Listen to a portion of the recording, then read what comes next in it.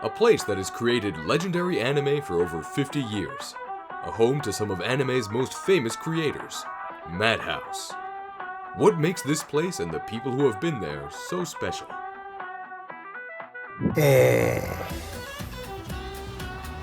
なんだっけ、俺は誰だ。アニメーションの監督をやってる、川尻です。今はほとんど監督はもう、ここ10年以上やってないんですけど、片渕素直と言います。マッドハウスでは大きな作品では、自分が監督したマイマイシンコと千年の魔法、それからブラックラグーンというのがありました。でもそれだけではなくて、丸山正夫さんにすごくたくさんの仕事を、させられました。アニメーション演出家の荒木哲郎です。代表的な作品はデスノートやギルティクラウン、鋼鉄四カバネリ、そして進撃の巨人シーズン1から3などです。演出と脚本をやっている中村です。マッドハウスには1999年からちょうど10年所属しました。マッドハウスの石塚敦子です。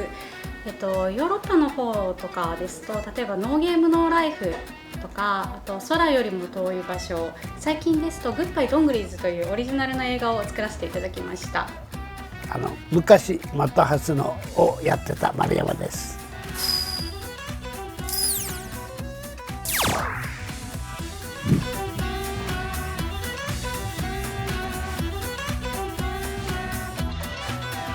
出先のための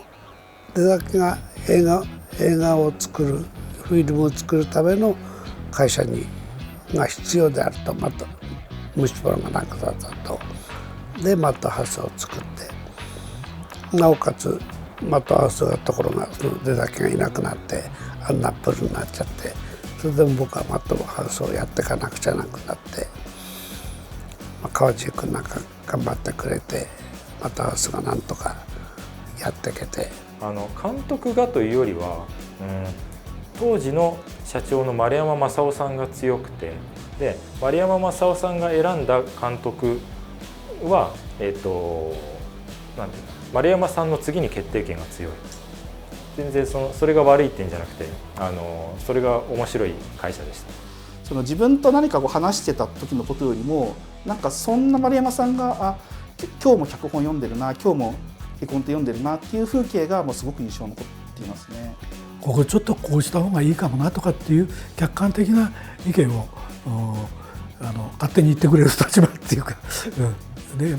そのスタッフを集めてくれたりとか、プロデューサー的なことが大半だったと思います。はい。幼獣都市っていうのがちょっとセンセーショナルな動きがあって、彼らにとってアニメーションは子供かと思ったら、血は吹き出すわ、首はすっ飛ぶわみたいな、すげえやみたいな若いエネルギーが詰まってるっていう評価されて、そのうち単にそういうそれをどうきれいに見せるかとか、どう凄まじい表現ができるかっていう表現に対してのなんかシンパシーみたいのがあって、ハリウッドの若手の監督たちがみんなそれにこぞって日本のアニメーションを評価してくれて。36でしたかね、私が。で僕の世代が見れる作品、そういうのをアニメーションで作ろうっていうことがあったんで、こういったちょっとアダルトっていうのは、エロティックな描写っていうのは実写映画にも結構あったしっていうところでは、アニメーションならではのエロティックシーンっていうことで書きました。はい。大好き、川尻さんの映画。はい。なんで自分自身も自分なりにではあるんだけれども、そういうライティングを意識した絵作りをしていきたいというふうには思ってました。マッドハウスというものの文化の一番結晶として存在しているのはやっぱ川尻さんの作品だと思うんです。幼獣都市だったり、ヴァンパイアハンター D であったり、10秒妊婦症であったり、あれがマッドハウスってものだと思います。基本的には2000年代の我々はあの文化をどういうふうにして世の中に継承者としてね、ああいうものをいい形で見せていけるかっていうののバトンを渡された側だと思っていて、だからブラックラグーン、僕はだから全部本当は一人でやるわけにいかないんで、言ってみると少し任せても大丈夫な人が欲しかったんで、そういう意味では荒木君は、非常に良かったんですけど、9話がブラックラグーンとしては荒木君が自分で絵コンテ描く最初だったんですけど、かなり時間かかってやってたんですけど、考え方が違うんじゃないかって言って、それで、一カット一カットここはこうやるんだっていうのを全部口で説明したりしながら、1日かけて、こういうふうにやり直してほしいということを言ったら、その後はだから一晩二晩ぐらいで彼は全部絵コンテをやり直してくれたりして、でそれがいわゆる9話のロベルタとのカーチェイスみたいなことがある場面だったんですけど。片渕さんは天才ですよ。片渕さんは天才です。でも僕は天才ではないから。デスノートの企画が上がって、それに荒木君が丸山さんに取られちゃったんでこっちがより大変になったなっていうことであったんです。やっぱりデスノートでちょっと自分で目から鱗のとこがあったんじゃないですか、荒木君ってのは。自分でこうそこを開ける道を探していった子だと思いますよ。誤解を覚悟で言うと子供みたいなんですよ。みんなすごく素直でまっすぐでストイックで、アニメを作ることが好きすぎるっていう。だからそのためにも会社で寝泊まりしててもみんなどんなに疲れててもやっぱり楽しそうだし、作るってものすごく苦しいんですけど、作った後はやっぱりみんな作ってよかったっていう顔をしてるんですよね。なのでやっぱそのエネルギーっていうのは最初に一番感じました。全員で常にやるみたいなのがマッドハウスの作り方だったように思うんですね。だからテレビシリーズやるときは必ず、浅香、小島、片渕なんかで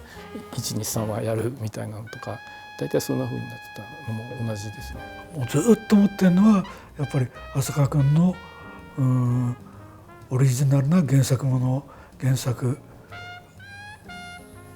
の劇場アニメ見てみたいなっていうふうにはずっと思ってる。未だに思ってる。だけど手が遅いからねやっぱり独特のこう繊細なこだわりを持ってる、そこはもう誰も真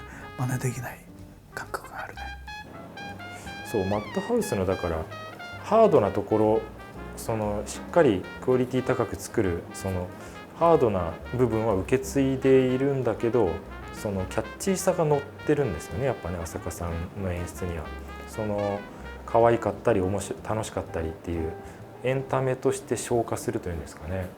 仕事いっぱいあっても手いっぱいなのにそれでも受けちゃう。で当時マッドハウスにいろんなところから仕事が依頼があると、仕事だから面白そうだなと僕は受けちゃう。だから